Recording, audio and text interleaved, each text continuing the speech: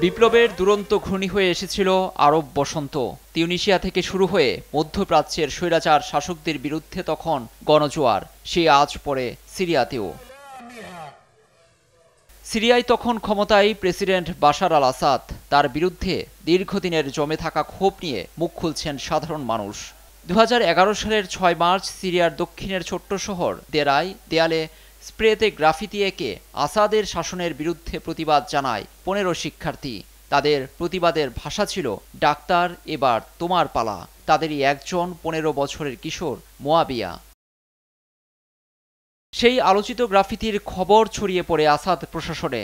বিষয়টি খুবই গুরুতর তা আঁচ করতে পারেন তৎকালীন প্রধান নিরাপত্তা কর্মকর্তা ও প্রেসিডেন্ট আসাদের চাচাতো ভাই আতেফ নাজিব। তার নির্দেশেই শিক্ষার্থীদের ঠেলে দেয়া হয় কারাগারে। আসাদের নির্দেশে 1 মাসের বেশি সময় চলে নির্যাতন। সে থেকেই আসাদের পতনের শুরুটা ওই শিক্ষার্থীদের হাত ধরেই। শুরুর দিকে শান্তিপূর্ণ ছোট ছোট বিক্ষোভ হলেও আসাদের গদি টিকিয়ে রাখতে চলে নিরাপত্তা বাহিনীর বুলেট।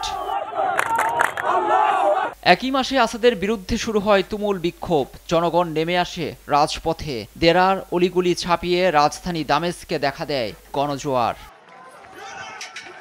অবশ্য বাশার আল আসাদের ক্ষমতা নেয়ার আগে থেকেই দেশটির তরুণদের মধ্যে ক্রমবর্ধমান বেকারত্ব, দুর্নীতি, রাজনৈতিক ও বাক স্বাধীনতার অভাব বোধ থেকেই ছিল হতাশা, যা উস্কে দেয় আরব বসন্ত।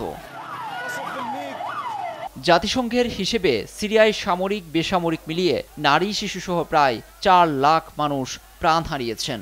তবে প্রকৃত সংখ্যা এর চেয়ে অনেক বেশি।